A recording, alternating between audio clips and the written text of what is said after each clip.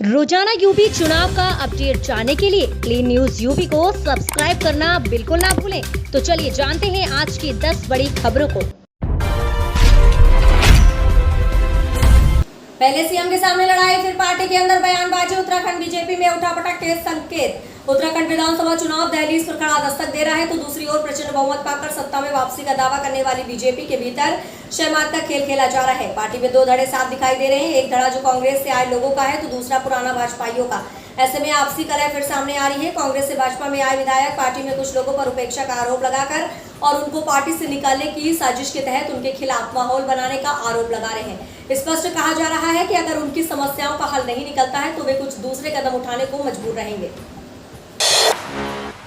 बसपा अध्यक्ष मायावती ने परखी बूथ स्तर तक चुनावी तैयारी। विधानसभा चुनाव में सत्ता हासिल करने के लिए बसपा प्रमुख मायावती ने भी अब जमीनी तैयारी शुरू कर दी है। प्रबुद्धजन सम्मेलनों के जरिए सोशल इंजीनियर का दाव चल चुकी पूर्व मुख्यमंत्री संगठन की ताकत दिखाने के लिए प्रयासरत है। मंगलवार को पार्टी के प्रदेश मुख्यालय में वह घोषणा कर चुकी हैं कि 9 अक्टूबर को बसपा संस्थापक काशीराम की पुण्यतिथि पर श्रद्धांजलि देने प्रदेश भर के कार्यकर्ता और समर्थक लखनऊ आएंगे। इसकी तैयारियों सहित संगठन की समीक्षा के लिए भी बसपा सुप्रीमो ने बुधवार को कोऑर्डिनेटर और जिला अध्यक्षों के साथ बैठक की।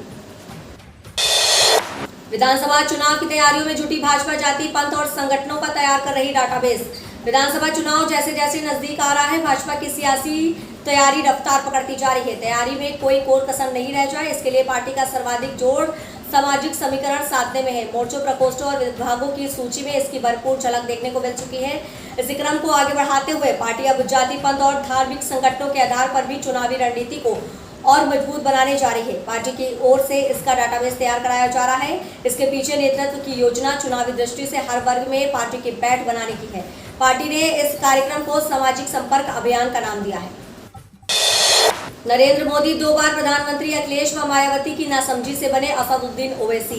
ऑल इंडिया मजलिसे इत्तेहादुल मुस्लिमीन के प्रमुख असदुद्दीन ओवैसी ने बुधवार को आरोप लगाया है कि नरेंद्र मोदी 2 बार प्रधानमंत्री, समाजवादी पार्टी सभा प्रमुख अखिलेश यादव एवं बहुजन समाज पार्टी प्रमुख मायावती की नासमझी की वजह से बने हैं। ओवैसी ने उत्तर प्रदेश के अपने दौरे के दूसरे दिन बुधवार को विरोधियों के उन आरोपों को खारिज किया जिसमें उन्हें राजनीतिक रूप से महत्वपूर्ण राज्य में वोट काटने वाले के रूप में पेश किया गया था। प्रियंका गांधी का यूपी दौरा, आज पहुंचेंगी लखनऊ। नेताओं पदाधिकारियों के साथ मिशन 2022 को लेकर बनेगी रणनीति। उत्तर प्रदेश में 2022 के विधानसभा चुनावों के मद्देनजर सभी सियासी दलों ने अपनी तैयारियों को युद्ध स्तर पर शुरू कर दिया है, जिसके तहत कांग्रेस की राष्ट्रीय महासचिव और यूपी प्रभारी प्रियंका गांधी एक बार फिर गुरुवार 9 सितंबर को लखनऊ दौरे पर पहुंच रही हैं। इस दौरान प्रियंका गांधी 10 और 11 सितंबर को पार्टी नेताओं और पदाधिकारियों के साथ एक के बाद एक कई अहम बैठकें करेंगी। प्रियंका गांधी की ओर जहां मिशन 2022 के लिए अब तक की गई तैयारियों का जायजा लेंगी तो वहीं दूसरी ओर उत्तर प्रदेश के मौजूदा सियासी और जातीय समीकरणों को ध्यान में रखकर मिशन 2022 को लेकर कोई ठोस रणनीति भी बनाते नजर आएंगी। क्या इस बार यूपी चुनाव में चलेगी जेसीबी जाति समीकरण साधने में जुटी सभी पार्टियां? उत्तर प्रदेश में होने वाले विधानसभा चुनाव के लिए सभी पार्टियों ने कमर कस ली है और वोटर्स को लुभाने की तैयारी शुरू कर दी है। चुनाव को देखते हुए हर राज्य में पार्टी वोट के लिए किसी न किसी जाति या समुदाय को अपनी तरफ करने में लगी है। क्या यूपी विधानसभा चुनाव में इस बार जेसीबी चलेगी? मुस्लिम वोटों को काटेगी असदुद्दीन ओवैसी की पार्टी एआईएमआईएम, इससे बीजेपी को मिल सकता है लाभ। All India Majlise Ittehadul Muslimeen AIMIM अध्यक्ष असदुद्दीन ओवैसी ने उत्तर प्रदेश की बड़ी मुस्लिम आबादी वाली सीटों पर ध्यान केंद्रित किया है। यूपी में अगले वर्ष होने वाले विधानसभा चुनाव के मद्देनजर वे इन सीटों पर जनसभा कर रहे हैं। ये सभी पार्टी समाजवादी पार्टी के दबदबे वाली सीटें हैं। आज ओवैसी ने सुल्तानपुर के इसौली में जनसभा की। सवाल ये है कि क्या ओवैसी के यूपी में 100 सीटों पर चुनाव लड़ने से मुस्लिम वोटों का बंटवारा होगा? क्या इससे बीजेपी को फायदा होगा? अपने उत्तर प्रदेश दौरे के दूसरे दिन यूपी ने मसौली में सभा की, जो कि बड़ी मुस्लिम आबादी वाली विधानसभा सीट है और वर्ष 2017 में बीजेपी की लहर में भी इस सीट पर सपा ने जीत हासिल की थी। बीजेपी की चुनावी टीम के 8 किरदार यूपी में होंगे असरदार। 5 राज्यों का चुनाव करा चुके। उत्तर प्रदेश मिशन में 2022 के लिए भाजपा केंद्रीय नेतृत्व ने 2 युवा कैबिनेट मंत्री, 3 केंद्रीय राज्य मंत्री समेत 8 सदस्यीय टीम मैदान में उतार दी है। सूत्रों का दावा है कि ये टीम संघ और भाजपा के बीच चले मंथन के बाद फाइनल की गई है।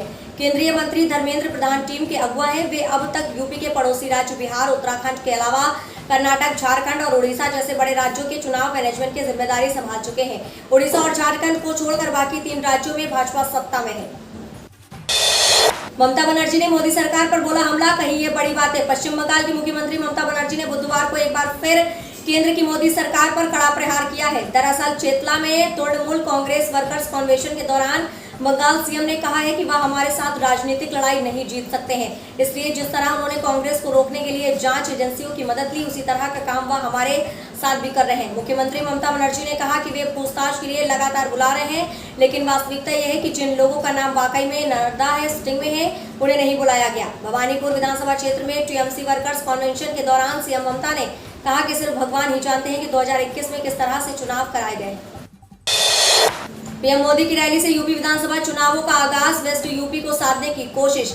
पश्चिम यूपी में कहावत है कि जिसके जाट उसी के ठाट। 2014 से 2019 तक हुए लोकसभा व विधानसभा चुनाव की बात करें तो जाटों का समर्थन भाजपा को मिला। अब किसान आंदोलन के चलते दूसरे राजनीतिक दल जाट राजनीति को लेकर सक्रिय हो चले हैं, तो भाजपा की भी सक्रियता बढ़ती गई। ऐसे में भाजपा अलीगढ़ से वेस्ट यूपी और जाटों को साधने की तैयारी में है। तो ये थी आज के 10 सबसे बड़ी और महत्वपूर्ण खबरें। अगर आपने अभी तक वीडियो को लाइक और शेयर नहीं किया है तो जरूर कर दें। इससे हमें आपके लिए वीडियो बनाने में मोटिवेशन मिलता है। और आप न्यूज़ को कहां से देख रहे हैं हमें कमेंट के माध्यम से बताना ना भूलें।